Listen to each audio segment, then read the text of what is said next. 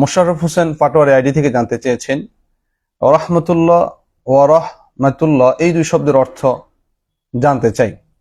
MD Abdul Majed Bappi ID থেকে জানতে চেয়েছেন আমি দেখতেছি অপর ভাই নামাজে ভুল করতেছে, তখন আমার করণীয় কি? এবিএস রাসেল ভাই আইডি থেকে জানতে চেয়েছেন জনগণ সকল ক্ষমতার উৎস, এটি বলা কি শিরিক? যদি উত্তর হ্যাঁ হয় তাহলে গণতন্ত্র বিশ্বাসী দলগুলো কি শিরিকে লিপ্ত আছে?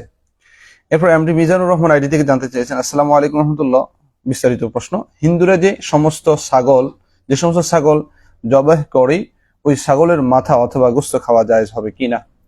এমডি রেদওয়ান হোসেন আইডি থেকে জানতে চেয়েছেন হুজুর, পরীক্ষায় যদি কমন প্রশ্ন না আসে, যদি বানিয়ে লেখি তাহলে গুনাহ হবে কি না? এরপরে ইমাম মাহাদির অপেক্ষা আইডি থেকে জানতে চেয়েছেন বিতরের সালাত নিয়ে কিছু বলবেন। এরপরে আরেকবার জানতে চেয়েছেন আমিনুল ইসলাম ভাই বিস্তারিত লম্বা একটি প্রশ্ন জানতে চেয়েছেন, সেটি হলো অনেকে আছে ফরজ নামাজগুলো পড়ার পরে 2 রাকাত নফল নামাজ পড়ে বসে পড়ে, এটি আসলে কি শরিয়া সম্মত কিনা বা হাদিস কি বলে? এমডি মাইনুদ্দিন আইডি থেকে জানতে চেয়েছেন নাপাক কাপড় পরে অজু করলে অজু হবে কিনা? অজু করার পরে ওই কাপড় পরিবর্তন করে ফেলবে, এ অবস্থায় নাপাক কাপড় পরিধান করে অজু করলে আসলে অজু হবে কিনা, যেহেতু শরীরে নাপাক কাপড়ে রয়েছে। এরপরে রিয়াজ খান জানতে চেয়েছেন আমার খালাতো ভাইয়ের বয়স 5 বছর, তাকে আলেম বানাতে চাই, শুরু থেকে কিভাবে শুরু করা যায়, অর্থাৎ কিভাবে আলেম করা যায়। এরপরে আমজাদ ভাই জানতে চেয়েছেন মাগরিবের একামতের পূর্বে 2 রাকাত নফল নামাজ পড়া যাবে কিনা?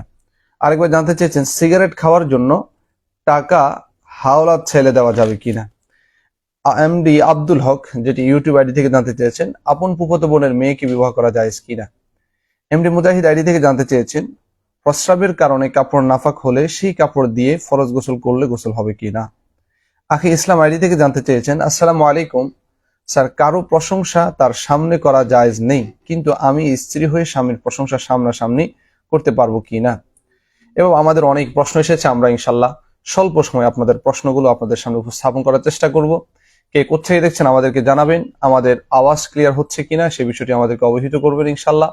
অবশ্যই আমাদের এই লাইভটি শেয়ার করে দিবেন যেন অন্যরাও তাদের প্রশ্নগুলো শুনতে পারে এবং এই প্রশ্নগুলো শুনে কিছু জানতে পারে।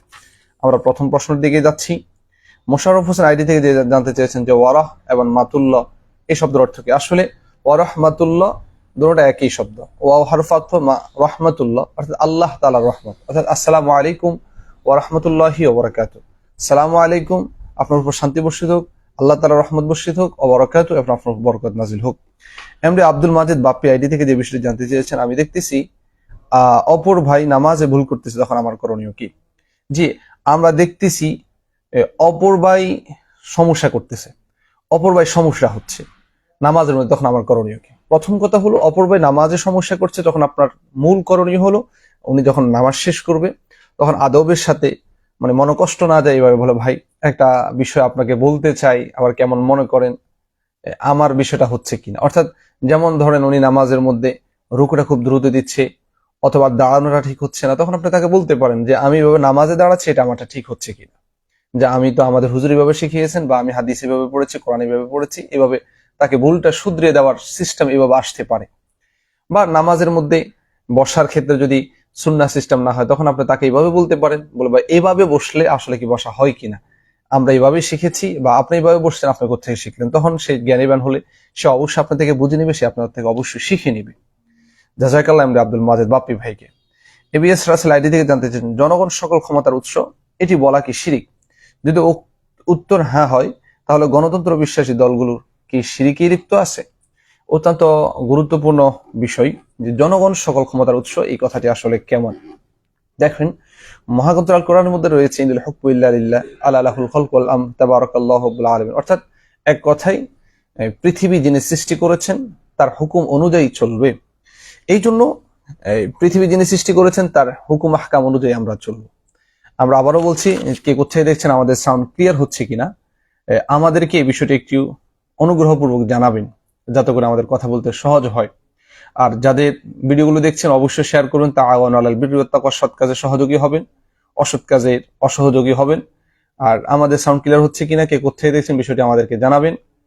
আর আপনাদের জমে থাকা প্রশ্নগুলো সংক্ষেপে কমেন্ট বক্সে উল্লেখ করুন, আজকে আমরা সুযোগ হলে উত্তর দিব, আর না হয় আগামী সপ্তাহে বুধবার আমরা ইনশাআল্লাহুল আজিজ উত্তর দিব। শেষ পর্যন্ত দেখুন, আমরা শেষও সুযোগ হলে উত্তরটা দিব ইনশাল্লাহ।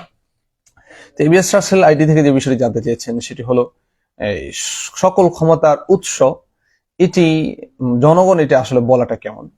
আমরা যদি এই সূরা মায়েদার একটি আয়াত দেখি, ওয়ামাল্লাম ইয়াহকুম বিমা আনজালাল্লাহু ফাউলাইকা হুমুল কাফিরুন ওয়ামাল্লাম ইয়াহকুম বিমা আনজালাল্লাহু ফাউলাইকা হুমুল ফাসিকুন। সকল ক্ষমতার উৎস জনগণ, এটি যদি কেউ বলে তার ঈমান চলে যাবে, বিষয়টা এমন নয়। বরং যদি এমনটা বিশ্বাস রাখে যে কোরআন এবং হাদিসে শান্তি দিতে পারে না, বরং জনগণ যেটাকে ভালো মনে করে, জনগণ যেটাকে রায় মনে করে সেটাই শান্তি আসতে পারে, যদি এমনটা বিশ্বাস থেকে বলে তাহলে তার ঈমান সমস্যা হয়ে যাবে, ঈমান চলে যাবে। আর যদি এমন হয় যে জনগণ ক্ষমতার উৎস এটি সবাই বলছে, সেই হিসাবে সেও বলছে, আসলে তার দৃঢ় বিশ্বাস হলো আল্লাহ তাআলার যে ফয়সালা, আল্লাহ তাআলার যে আইন, সে আইন ব্যতীত শান্তি আসতে পারে না, যদি এমনটা হয় তাহলে গুনাহ হবে না, আর গুনাহ হবে, ঈমান চলে যাবে না। আর যদি এমনটা হয় যে সকল ক্ষমতার উৎস জনগণ, জনগণই যে ফয়সালা করবে, অধিক রায় যেদিকে আসবে সেদিকে শান্তি আসবে, সেটাই হলো চূড়ান্ত, তাহলে তার ঈমানের খললে ঈমান চলে যাবার প্রশ্ন চলে আসবে। এরপরে বলেছেন গণতন্ত্র বিশ্বাসী দলগুলো কি শিরকে লিপ্ত? গণতন্ত্র বিশ্বাস আর একটা হলো গণতন্ত্র নির্বাচন।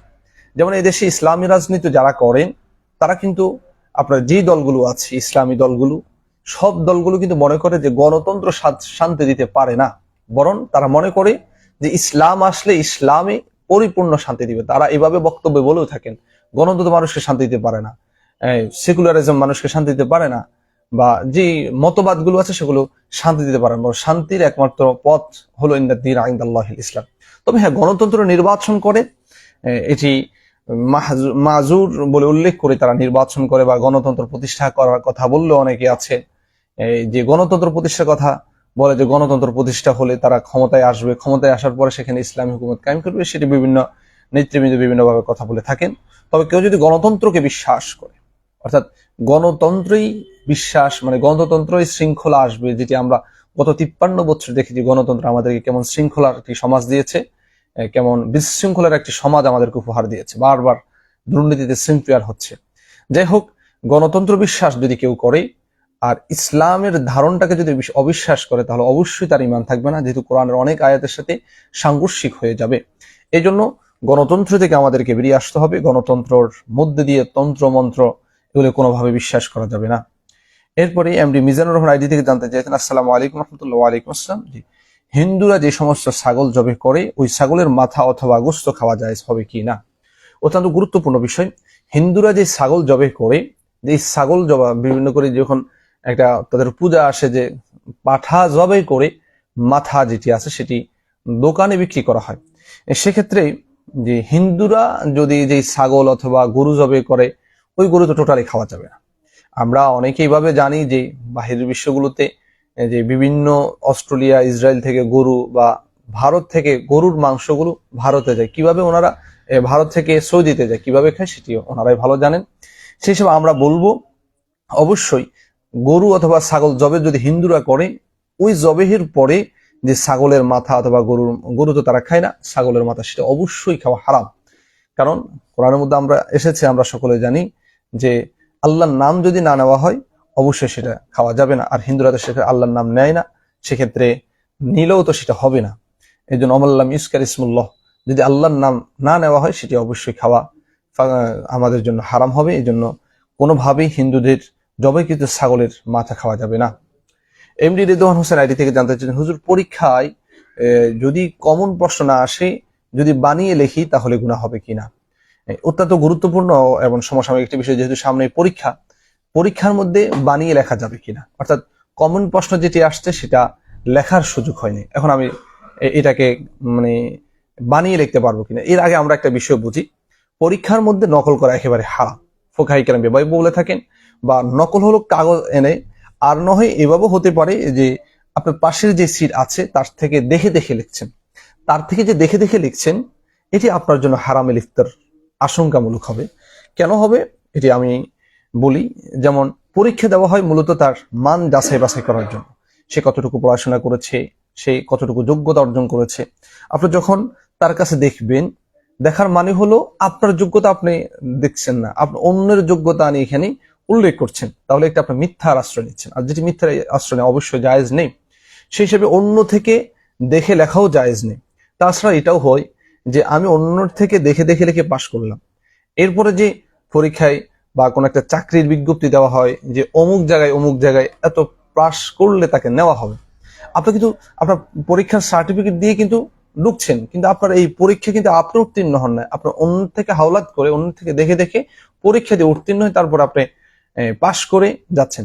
তাহলে একটা মিথ্যার আশ্রয়ের কারণে আপনার অনেকগুলো সমস্যা হয়ে দাঁড়াবে। এই জন্য পরীক্ষাতে নকল করা হারাম বা অন্যর থেকে দেখে দেওয়াও কোনোভাবেই জায়েজ নেই। ঠিক অনুরূপ ভাবে বানিয়ে লেখা, যেমন আপনার পরীক্ষা একটা বিষয় আসছে, এখন আপনার কমন পড়ে নাই, কিন্তু আপনার মনে হচ্ছে যে আমি যদি এভাবে উত্তরটা দিই হতে পারে, এটা হয়ে যেতে পারে, এমনটা যদি ধারণা করেন তখন লিখতে পারেন। আর হলো আমি বানিয়ে সুরিয়ে লিখলাম, বানিয়ে সুরিয়ে লেখাটা এটা অযাচিত, একটা অপ্রয়োজনীয় কাজ। আর যদি মনে করেন আমি লিখতেছি মানে ধারণামূলক করে, এটা হতেও পারে, অর্থাৎ নাও হতে পারে, মানে ধারণাটা হতেই পারে, এমনটা হলে লেখা যেতে পারে। আরেকটা হলো হবে না, আমাকে চাইছে একটা গল্প আপনি লিখে দিলেন, আরেকটা গল্প, সে এই গল্প লেখার মধ্য দিয়ে দেখা যায় একটা অনর্থক কাজ, আর শরীয়ত অনর্থক কাজকে সাপোর্ট করে না। যাই হোক, এমডি রেদওয়ান হোসেনকে অত্যন্ত ধন্যবাদ গুরুত্বপূর্ণ একটি প্রশ্ন করার জন্য। ইমাম মাহাদির অপেক্ষা আইডি থেকে জানতে চেয়েছেন বিতিরের সালাত নিয়ে কিছু বলবেন, বিতিরের নামাজটা আসলে কেমন হবে বা কিভাবে পড়বো। আমরা আবারও বলছি, কে কোথায় দেখছেন আমাদেরকে জানাবেন, এবং আপনার জমে থাকা প্রশ্নটি আমাদের সংক্ষেপভাবে উল্লেখ করবেন, এবং আমাদের এই ভিডিওটি শেয়ার করে এই গুরুত্বপূর্ণ প্রশ্নগুলো আপনিও জানবেন, এবং আপনার পার্শ্ববর্তী যারা আপনার সাথে অ্যাড রয়েছে তারা যাতে করে জানতে পারে সেই ব্যবস্থাটা করবেন। কারণ তাআওয়ানু আলাল বিররি ওয়াত তাকওয়া, সৎ কাজে সহযোগী হওয়া। আজকে আমি একটি উত্তর দিচ্ছি, প্রশ্নের উত্তর দিচ্ছি, সেই প্রশ্নটি আপনি জানছেন, আপনি জানাতে আপনি সওয়াবের ভাগীদার হচ্ছেন, আমি বলাতে আপনি শোনাতে আমিও সওয়াবের ভাগীদার হচ্ছি, আপনার শেয়ারে যদি আরো 5 জন শুনে সেতে আপনিও লাভবান হবেন, আমিও লাভবান হব ইনশাআল্লাহ। এই জন্য আমরা ভিডিওটি অবশ্যই শেয়ার করব, এবং কোথায় দেখছি সে বিষয়টিও জানাবো, সাউন্ড ক্লিয়ার কিনা সেটাও জানাবো, মাঝে মাঝে সাউন্ড সমস্যা হতে পারে। যেমন ইমাম মাহাদির অপেক্ষা আইডি থেকে যে বিতিরের সালাতের পড়ার নিয়ম কি, আমরা বুখারী শরীফের বর্ণনা দেখতে পারি, রাসূল করিম সাল্লাল্লাহু আলাইহি ওয়াসাল্লাম রমজান মাসে 11 রাকাত নামাজ পড়েছেন। আয়েশা রাদিয়াল্লাহু তাআলা বলেছেন 4 রাকাত নামাজ খুব চমৎকার ছিল, আর 3 রাকাত তিনি বিতির নামাজ পড়তেন। বুখারীর বর্ণনা থেকে বোঝা যায়, এবং নাসাই শরীফের সহিহ কিছু বর্ণনা রয়েছে, যে বর্ণনাগুলোর মধ্যে রয়েছে রাসূল করিম সাল্লাল্লাহু আলাইহি ওয়াসাল্লাম প্রথম রাকাতে সাব্বিহ ইসমা রাব্বিকাল আলা পড়তেন, দ্বিতীয় রাকাতে কুল ইয়া আইয়ুহাল কাফিরুন পড়তেন, তৃতীয় রাকাতে কুল হুয়াল্লাহু আহাদ পড়তেন। অর্থাৎ একাধিক হাদিস রয়েছে 3 রাকাতের ব্যাপার। তবে 1 রাকাত রাসূল সাল্লাল্লাহু আলাইহি ওয়াসাল্লাম নামাজ পড়েছেন, এভাবেও কিছু হাদিস রয়েছেন। তবে 3 রাকাত পড়া সম্পর্কে একাধিক অনেকগুলো হাদিস রয়েছে। সেক্ষেত্রে আমরা যদি 3 রাকাত নামাজ পড়ি এটা ভুল, এটা বলা যাবে না। এক্ষেত্রে আমরা বলবো যে তৃতীয় রাকাতে আমরা যে রাফিআল ইয়াদাইন বলি, অনেকে বলেন এটা হাদিস আছে কিনা আমরা জানি। ইমাম বুখারী রাহিমাহুল্লাহর একটি কিতাব রয়েছে জুজউ রাফিআল ইয়াদাইন, রাফিআল ইয়াদাইন, রাফিআল ইয়াদাইন জুজউ রাফিআল ইয়াদাইন কিতাবের মধ্যেও রয়েছে রাসূল করিম সাল্লাল্লাহু আলাইহি ওয়াসাল্লাম এভাবে বা সাহাবায়ে কেরাম এভাবে ভিতরের নামাজে সূরার পরে কেরাত মিলানোর পরে রাসূল সাল্লাল্লাহু আলাইহি ওয়াসাল্লাম আল্লাহু আকবার, যেটাকে আমরা উল্টা তাকবীর বলে থাকি, এটা বাঁধতেন। এজন্য আমাদের সমাজে বা আমাদের দেশে বা ফিকহে হানাফির মধ্যে যে 3 রাকাত সালাতের ভিতরের নামাজের নিয়ম তান্ত্রিকভাবে সমাজে প্রচলিত রয়েছে, সেটি অবশ্যই ইসলাম সম্মত, সেটি অবশ্য হাদিস সম্মত। আমরা 3 রাকাত পড়তে পারি, কোনো সমস্যা নেই। অর্থাৎ দ্বিতীয় রাকাতে সালাম না ফিরিয়ে দাঁড়িয়ে যাওয়া, তৃতীয় রাকাতে ধারাবাহিক আমরা যেভাবে পড়ি সেভাবে পড়তে পারি, এতে কোনো সমস্যা নেই। এরপরে আমিনুল ইসলাম মারুফ আইডি থেকে মেসেঞ্জারে জানতে চেয়েছেন, সেটি হলো লম্বা ছোড়া একটি লেখা তিনি জানতে চেয়েছেন। সেটি হলো, কেউ যদি, অনেকে দেখা যায় ফরজ নামাজগুলো পড়ে, ফরজ নামাজের পর আবার 2 রাকাত নফল নামাজ বসে বসে পড়ে, আর আসলে এটা কতটুকু বৈধ বা এটি কতটুকু জায়েজ। আমরা বলবো যে প্রথম কথা হলো ফজরের নামাজ এবং সাথে সাথে আসরের নামাজ, এই 2 নামাজের পরে কোনো নফল নামাজ পড়া যাবে না। তবে যদি কেউ পড়তে চায় অন্যান্য নামাজের পরে যদি পড়তে হয়, তাহলে আমরা বসে না পড়ে দাঁড়িয়ে পড়বো। বুখারী শরীফের 1116 নম্বর বর্ণনা রয়েছে, কেউ যদি নফল নামাজ মানে এমনিতে, ফরজ নামাজ তো ওজোর ব্যতীত, কারণ ব্যতীত বসে নামাজ পড়া জায়েজ নেই, নামাজ হবে না। তবে নফল নামাজ কারণ ব্যতীত, অসুস্থ ব্যতীত যদি কেউ দাঁড়িয়ে জায়গায় যদি বসে নামাজ পড়ে সেটা হয়ে যাবে। তবে মনে রাখতে হবে, দাঁড়িয়ে নামাজ পড়লে যেমন 100% সওয়াব, আর বসে নামাজ পড়লে 50%, আর নফল নামাজ শুয়েও পড়তে পারে, তাহলে সেটা 50-এর 25 চলে আসবে।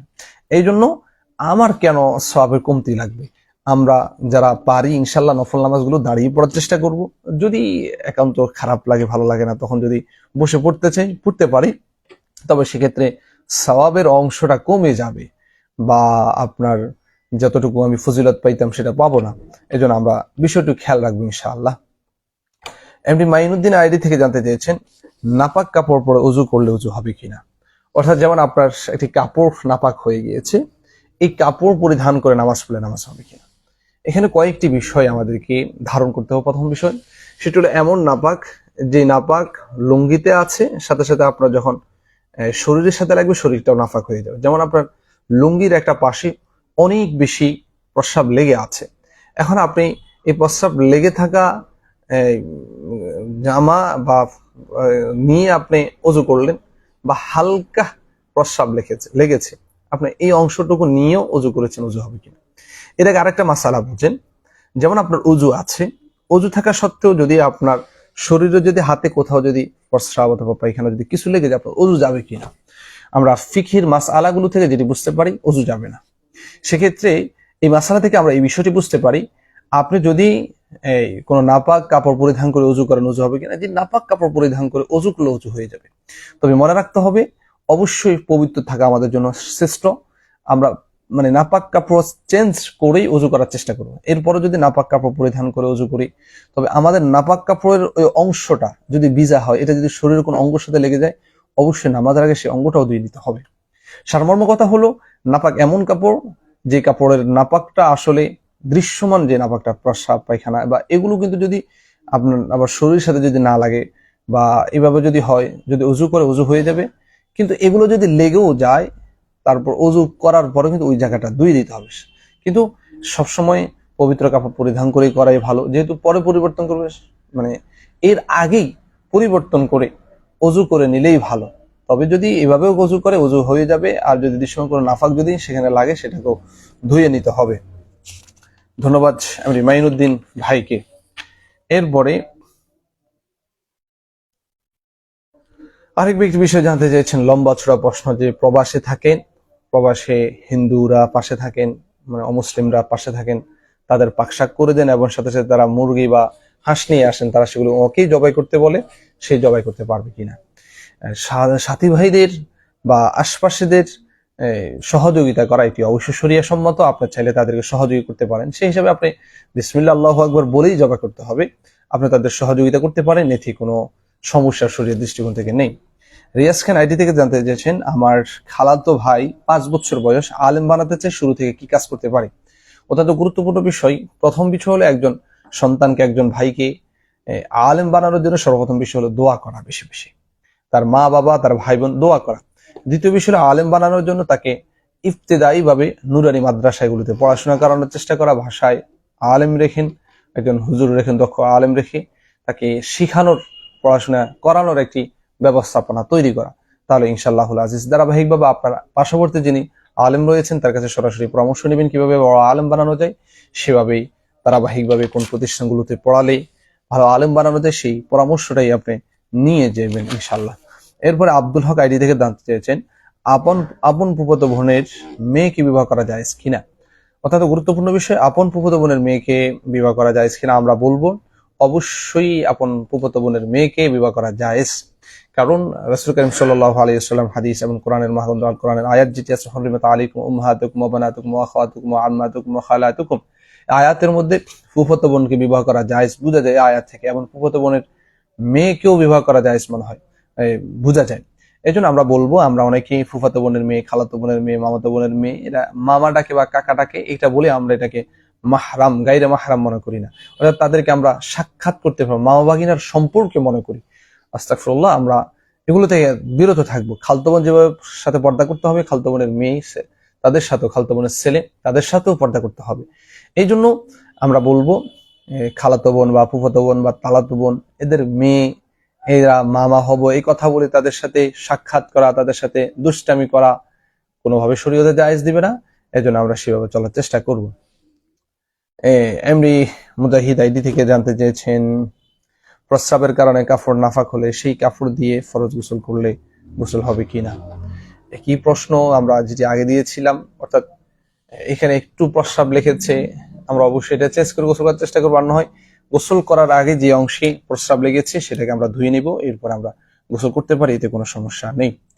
এরপরে আখি ইসলাম আইডি থেকে জানতে চেয়েছেন যে কারো প্রশংসা করা সামনাসামনি প্রশংসা করা জায়েজ নেই, কিন্তু স্বামীর প্রশংসা করা সামনাসামনি জায়েজ আছে কিনা। আমরা বলবো স্বামীর প্রশংসা বা স্ত্রীর প্রশংসা রাসূল করিম সাল্লাল্লাহু আলাইহি ওয়াসাল্লাম কিন্তু সামনাসামনি করেছেন, সেক্ষেত্রে অতি বেশি না, মানে স্বামী সন্তুষ্ট করার জন্য যতটুকু বললে স্বামী খুশি হবেন এটা করা যেতে পারে, তবে অতি কোনো বিষয় ভালো নয়। যাই হোক, আল্লাহ তাআলা আমাদের সকলকে যে প্রশ্নগুলো উত্তর দিয়েছে এগুলো বুঝার সেই তৌফিক দান করুন। কে কোথায় দিয়েছেন আমাদেরকে অবশ্যই জানাবেন। আমাদের আজকের প্রশ্নের লাইভে যে প্রশ্নগুলো এসেছে সেগুলোর উত্তর দেওয়ার চেষ্টা করছি। এমডি কাউসার আহমদ আইডি থেকে ভাই জানতে চেয়েছেন, আসসালামু আলাইকুম। ওয়ালাইকুম আসসালাম রাহমাতুল্লাহ, ইউটিউব থেকে টাকা ইনকাম করা যায় কিনা। কাউসার আহমদ ভাই চলমান ভিডিও থেকে যে বিষয়টি জানতে চেয়েছেন যে ইউটিউব আইডি থেকে ইনকাম করা যায় কিনা, অত্যন্ত গুরুত্বপূর্ণ বিষয়। বর্তমান সময় ইউটিউব বা ফেসবুক, টিকটক এগুলো থেকে ইনকামের একটি বড় পথ তৈরি হয়েছে, বা অনেকেই এগুলো থেকেই ইনকাম করছে। আসলে কতটুকু জায়েজ, শরিয়ার এগুলো থেকে বিভিন্ন দৃষ্টিকোণ রয়েছে। ইউটিউব আইডি থেকে যে ইনকামটা হয় এটা কিসের থেকে হয়, কয়েকটা ধরনের হয়। একটা ধরন হয় সরাসরি গুগল থেকে দেওয়া হয়, যেমন আপনি ভিডিও ছাড়বেন, অনেকগুলো অ্যাড আসবে, এই অ্যাডগুলো আসার মধ্যে দিয়ে হয় কি, যে কোম্পানি আপনাকে একটা টাকা দেয়। এক্ষেত্রে যে অ্যাডটা আসে, অ্যাডটা যদি হালাল পন্থায় আসে, হালাল বিষয়ের অ্যাড আসে, তাহলে আপনার টাকা ইনকাম করা যায়। যেমন কয়েকটা বিষয় রয়েছে। একটা বিষয় হলো অ্যাড যে আছে কোন পণ্যের আসছে, সেই পণ্যটা আসলে হালাল কিনা, এই বিষয়টা আমাকে দৃষ্টি রাখতে হবে। অর্থাৎ যেমন সাবান পণ্যটি হালাল, তাহলে পণ্যটা ঠিক আছে। এখন পণ্যের যে বস্তুর মধ্যে দিয়ে অ্যাড দেওয়া হয় সেটা হালাল কিনা দেখতে হবে। যেমন অনেক অ্যাড হয় পুরুষের মধ্যে দিয়ে, অনেক অ্যাড হয় নারীদের মধ্যে দিয়ে। যদি সেটি নারীদের মধ্যে দিয়ে অ্যাডটা হয়, তাহলে সেই হালাল বস্তু হলো অ্যাডটার সাথে নাজায়েজ একটা বস্তু মিশ্রিত হয়ে গিয়েছে, যেহেতু পর্দা হালাল রয়েছে। ঠিক অনুরূপ ভাবে যদি পুরুষের মধ্যে দিয়ে আপনার অ্যাড হয়, কিন্তু পুরুষের মধ্যে দিয়ে অ্যাড হলেও এটা জায়েজ, তবে পুরুষের যদি হারাম, যদি যেমন আপনার অনেক কিছু অ্যাড রয়েছে যেগুলো পুরুষের আপনার হাঁটুর উপরে প্যান্ট থাকে, সেটা তো আপনার একটা হারাম বস্তু চলে আসছে।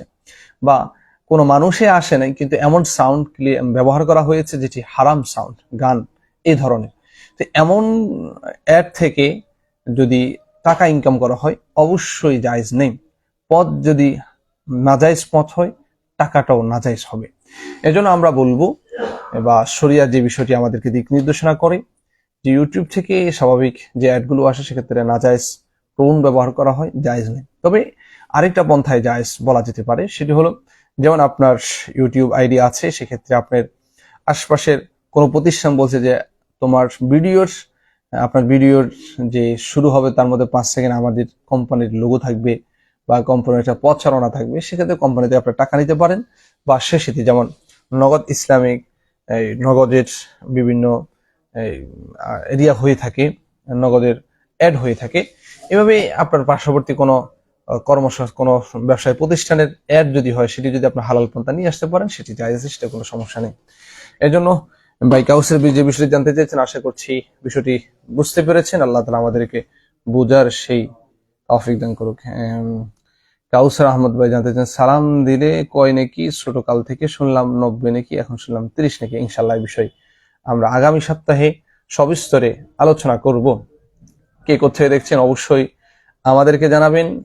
আমরা আমাদের ফেসবুক প্রোফাইলটি নষ্ট হয়ে যাওয়ার কারণে, অর্থাৎ ফেসবুক কর্তৃপক্ষ থেকে ডিসেবল করে দেওয়ার কারণে, আমরা আপাতত আগামী 60 দিন আমাদের এই ফেজের মধ্যে অ্যাক্টিভ থাকবো। প্রত্যেক সপ্তাহে বুধবার, পরামর্শক্রম হতে পারে বুধবার আবার রবিবার, আমরা 2 দিনে লাইভে আসবো ইনশাল্লাহ। আপনাদের কথাগুলো, আপনাদের প্রশ্নগুলো আমরা উত্তর দেওয়ার চেষ্টা করবো ইনশাল্লাহ।